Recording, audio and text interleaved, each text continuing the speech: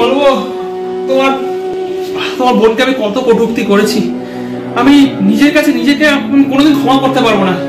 আমি কোনোদিন ওদের ক্ষতি চাইনি। ভগবান যে কি করে ফেললো, তোমাকে সাধনা দেওয়ার মতো কোনো ভাষা আমার নেই। আমাদের নিজেদের বাড়িতে ডাকাতি করেছি, সমস্ত কিছু চুরি করেছি, যাতে তুমি আমাদেরকে অফিসে যাওয়ার পারমিশন দাও। প্লিজ প্লিজ আমাদের ক্ষমা করে দাও। চলো।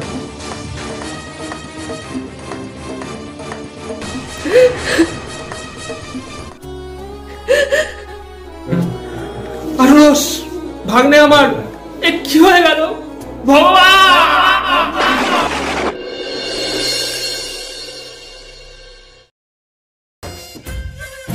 আর ভালো লাগছে না, সারাদিন শুধু আমাকে কাজই করতে বলে।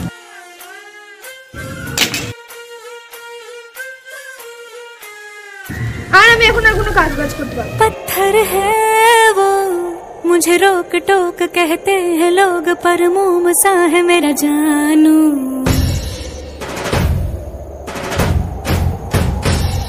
नश्तर है वो यहीं दूर दूर गूंजे फितूर, पर बादशाह है मेरा जानू।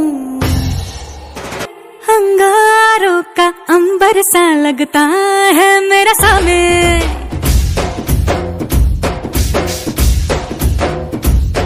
मेरी राहों में फूलों का रास्ता है मेरा सामे।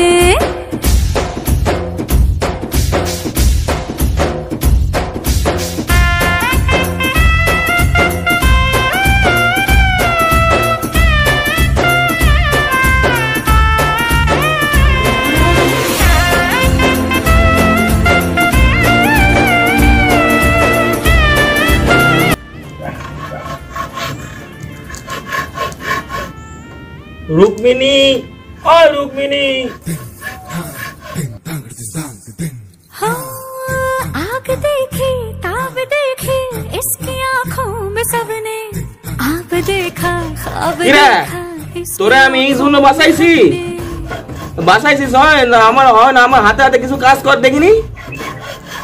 इसकी मूंछों में बुलाती देखी है, আমি একটা কথা বুঝতে পারতেছি না, তুই এত স্বার্থপর হইলি কি করে? पीछे देखी তোরে আমি বাসালাম, তা বাসানোর বিনিময়ে আমার লাগে কিছু কর এসে।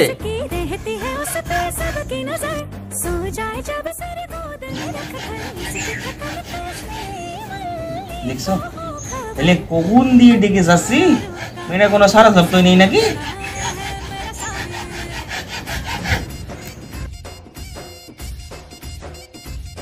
मेरी राहों में फूलों का रास्ता।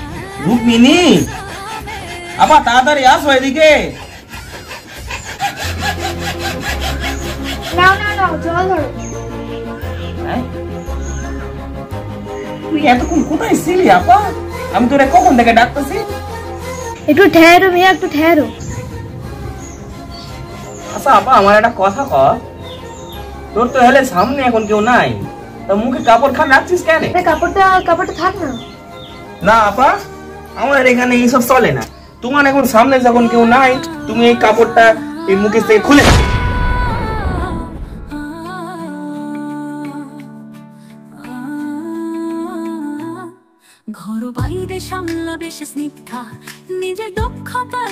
আচ্ছা আপা একটা কথা কও তো, তুমি তুমি তো আমার একটাও কোনো কামে লাগো না।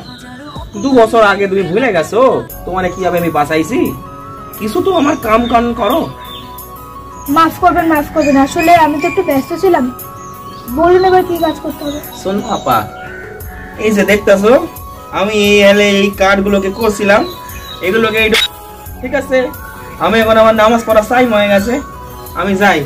আমি ওই নামাজটা পড়ে আছি কেন, আমি যখন আইসা দেখি তোমার এগুলো কার্ডটা হয়ে গেছে। ঠিক আছে তুমি করো মা, আমি আইতাছি।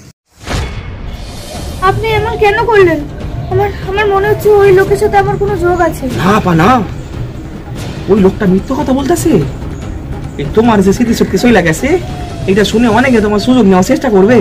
হইতে পারে আল্লাহ না করুক, হইতে পারে ওই লোকটা তোমার কোথাও নিয়ে গিয়ে বেচা দেবে।